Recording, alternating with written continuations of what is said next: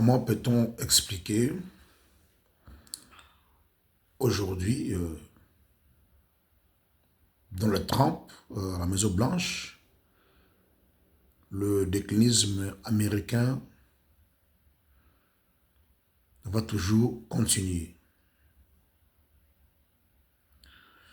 Le doctorat américain, une grande partie voit en Donald Trump comme un messie.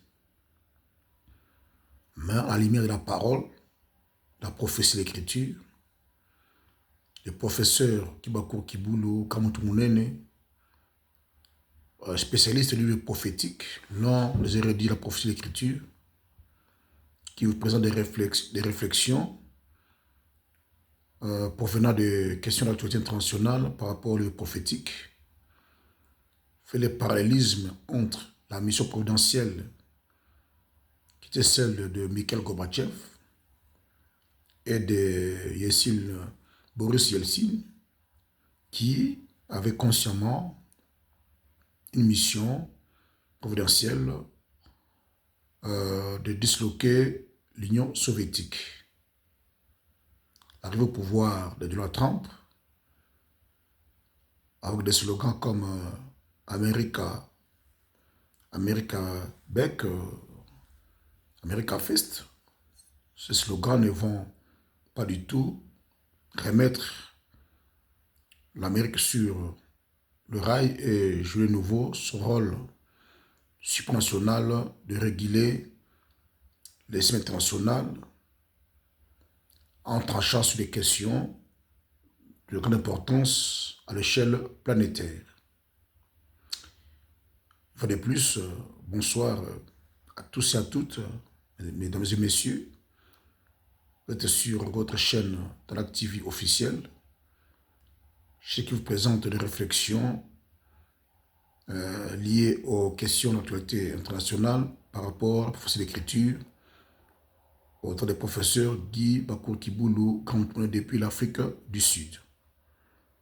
Donc, je vais dans cette vidéo intervenir par rapport au retour imminent de Donald Trump, qui est une provision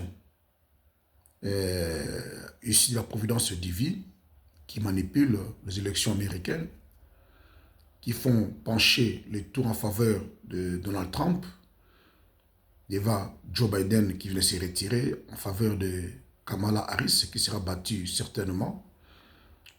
Elle ne fera pas le contrepoids devant Donald Trump dont le raté lors de cette tentative d'assassinat sur sa personne, c'est aussi un signe providentiel qui, pour entériner son retour à la Maison-Blanche, pour accomplir sa mission par rapport à la Russie, de permettre sa victoire relative sur l'Ukraine, renforcée par la montée des nationalistes européens, Marine Le Pen, du RN, Viktor Orban en Hongrie, le Premier ministre polonais en Italie. Ça aussi c'est prophétique. Alors il faut comprendre quelque chose. Les faucons, ceux qui tiennent l'Amérique profonde, défendent les États-Unis à partir de l'extérieur, bien qu'ils fonctionnent pour des intérêts personnels, en second lieu pour des intérêts nationaux des États-Unis. Par exemple, ils sont en train d'affaiblir l'Union européenne en opposant la Russie à l'Union européenne, actuellement par des sanctions économiques sur le plan énergétique et tout consort. Il y a l'Allemagne qui est un géant économique européen qui s'est réveillé, qui était le fer de lance de l'économie européenne. Vous voyez, elle est maintenant contrôlée par les États-Unis. Donc l'OTAN qui se renforce en Europe, c'est au bénéfice des faucons, en premier lieu des intérêts des clans Joe Biden, comme c'était à l'époque de Bush Junior, le clan Bush Junior, travaille pour des intérêts personnels, Dick Cheney et bien d'autres. Ça, on a l'histoire avec l'évasion de l'Irak en 2003. À chaque fois que les États-Unis créent une guerre, il y a derrière des intérêts personnels et en second lieu des intérêts nationaux américains pour maintenir l'hégémonie américaine. Alors, cela pour l'écriture de la Trump viendra pas pour remettre les États-Unis sur le rail, mais bien plutôt les États-Unis vont s'enfoncer parce que Donald Trump, avec son vice-président, euh, prône de se soustraire avec l'OTAN qui se renforce pour le moment depuis la guerre en Ukraine en Europe. Ça va permettre aux Européens de se distancer aussi de l'OTAN, de mettre en place leur système de défense autonome. Et Trump est pro-russe, pour Poutine. Donc Poutine est dans le BRICS. Donc de moins en moins, Trump sera virulent envers la Chine. Vous voyez, et ça va permettre encore un rapprochement entre la Russie, l'Europe et la Chine.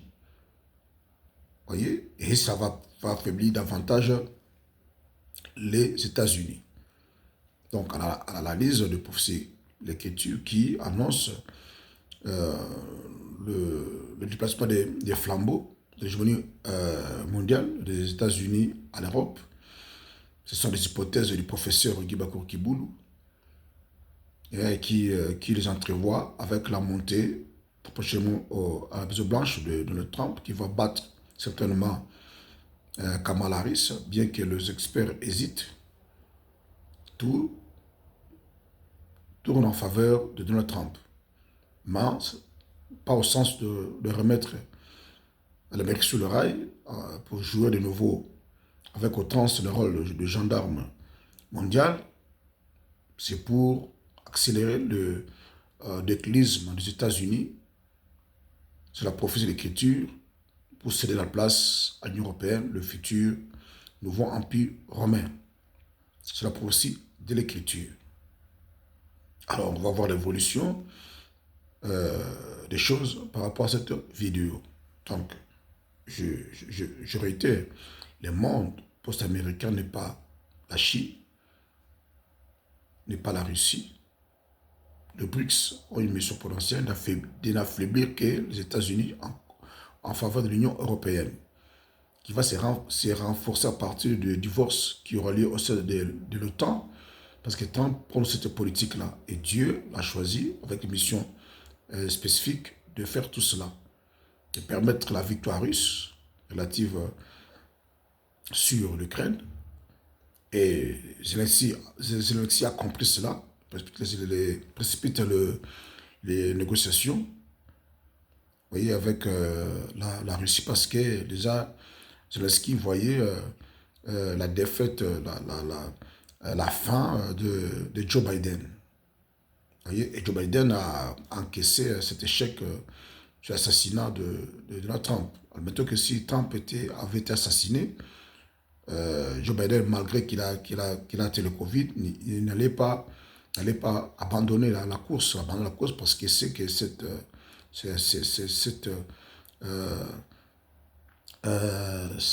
raté d'assassinat sur Trump a renforcé la popularité de Trump. Certainement, le 5, Joe Biden allait être battu. Vous voyez, donc il a pris de l'avance pour sortir par la grande porte. Tout cela relève de la providence divine, que je scrute par rapport au prophétie de l'Écriture. Donc, Donald Trump, que les Américains retiennent cela, l'opinion retient cela, Donald Trump ne va pas remettre l'Amérique comme tout auparavant. Au contraire, avec sa stratégie, sa politique, ça va permettre à la Chine, la Russie, de se détendre parce qu'ils sont dans le BRICS. Lui, il est pro-russe. Les nationalistes européens sont pro-Poutine, sont pro-russes. Donc, en conséquence, sont pro-BRICS. Il n'y aura pas assez de batailles. Ça va permettre à l'Union européenne de se relancer, de se structurer de devenir une superpuissance mondiale, si la possible l'écriture. Ça permettra à plusieurs Vatican de récupérer l'hégémonie mondiale et établir un pont avec le Commun-Orient pour la construction du troisième temple. Vous voyez, ramener toutes les régions sur une même table, le musulman, le chrétien, le judaïsme, pour la construction du temple avec cette relance des accords d'Abraham. Nous sommes tous issus d'Abraham, donc il n'y a pas à se battre. C'est de là qu'il y aura la reconstruction du temple dans les espaces traditionnels. Donc le don de rocher va disparaître, la mosquée d'Al-Aqsa va disparaître. On va reconstruire le temple dans la dimension traditionnelle, le vrai temple. Il commencera le culte écuménique. C'est à la suite, les Juifs vont se détourner de ce culte-là pour dire que nous ne servons pas Dieu comme ça, c'est idolâtrie. Et dans ce désaccord, la puissance vaticane va récréer des armées du monde et commencera la tournée guerre mondiale. Donc le pays de BRICS, le pays de l'Est, va attaquer l'Israël du côté de l'Est, l'OTAN du côté de l'Ouest. Bien que les États-Unis soient affaiblis, européens, donc l'antagonisme Est-Ouest vont continuer sur la prophétie de l'Écriture. C'est alors que les Juifs vont aller sur le mont du temple pour implorer la promesse de Moïse d'envoyer le libérateur. C'est qu'il y a le prophète Zacharie qui descendra avec le stigmate. Il faut le reconnaître dans le dernier fête de Kippour. Et il y aura la réconciliation nationale juive, bien qu'avant, sera précédé par l'Holocauste. Après l'Holocauste de 1945 qui avait été énoncé depuis le 6e siècle, il y en aura une autre Holocauste. Cette fois, ce ne sera pas depuis l'Europe, mais à Jérusalem. Et les Juifs, la seule guerre, la première des guerres mondiales restantes, celle de Magog, Israël, Tzal, la droite ne pourront pas se défendre le territoire israélien, et parce que la coalition serait tellement puissante, composée de la Russie, les États-Unis, l'OTAN, la Chine, les Arabes, tout comme l'Iran. Et c'est alors qu'ils vont monter au mont des Oliviers pour implorer la miséricorde de Dieu. La réponse faite à Moïse d'envoyer le libérateur. Celui qui a été crucifié descendra, ils vont le reconnaître, et il va combattre pour Israël. Meshia, c'est lui. Et il va mettre, c'est la paix pour 1000 ans. Après, c'est la guerre mondiale de Gog et de Magog. Et on a fait l'histoire. Alors, entre parenthèses, je parle sur mon pays, la RDC, dont la guerre l'Est continue. Cette guerre, l'exploitation de la RDC, cette guerre ne va pas finir parce que la RDC, c'est comme une carrière de grande puissance, comme je dis dans mes interventions. Il faut une armée dissuasive pour protéger la RDC. On est encore loin de mettre en place une armée dissuasive. Donc, quand je parle d'armée dissuasive, je fais allusion à mettre en place un programme d'armes nucléaires. Or, c'est le feu Mosé Kabila qui avait cette idée. Alors, les Occidentaux étaient plus vite que lui et l'ont abattu. Et tous les présidents, toutes les politiques des pays du monde qui tentent de mettre en place des programmes nucléaires, pour devenir si puissants, péchés que leurs matières premières sont exploitées par cette puissance, sont abattus. Kadhafi, Saddam Hussein, et on a tenté aussi d'attaquer l'Iran, la Corée du Nord. Ce sont donc ils ne sont pas perméables, ils ne sont pas opaques. Ah oui, donc ces pays excellent.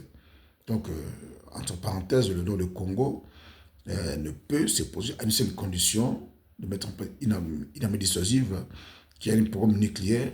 La RDC est respectée par les pays occidentaux, les pays limitrophes, sans laquelle armée dissuasive, la RDC sera toujours à la botte de grande puissance. Donc, toute prophétie que la RDC sera restaurée, donc ça tombe dans l'eau.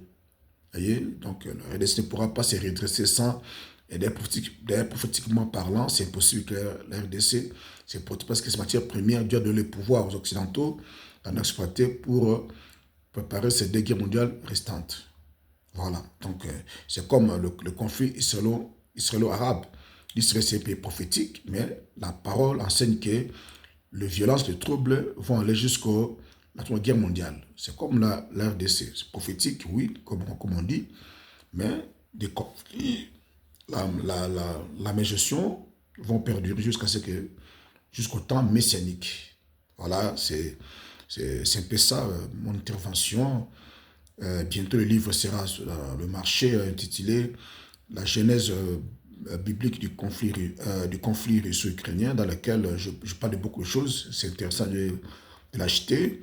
Et avec, on verra le mettre en anglais, ici dans notre langue, qui est le complexe de l'histoire de l'humanité a été écrite en avance. Nous vivons dans une sorte de rétrospective, une sorte de rediffusion de faits géopolitiques et de visions qui ont été eues par le passé, qui ont été mises par écrit, et nous pouvons relire couramment le procès biblique à partir des crises mondiales. Donc, mon nom, c'est le professeur Guibaki Okuboulou, je reste en Afrique du Sud. Ceux qui veulent me contacter, il y a mes coordonnées sur Internet, mon email, vous m'écrivez, on va partager, on va échanger et on va évoluer pour éclairer le long terme. Pour tout très bien, c'est là, bye bye.